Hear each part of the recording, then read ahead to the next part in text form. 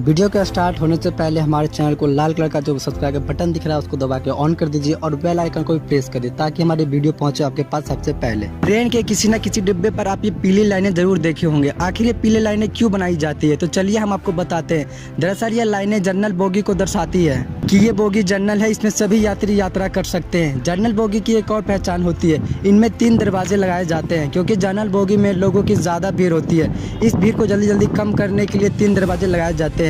General bogie ट्रेनों के शुरू में या फिर लास्ट में लगाया जाता है। अगर अच्छी लगी हो तो वीडियो को लाइक करना ना भूलें और चैनल को सब्सक्राइब जरूर करें।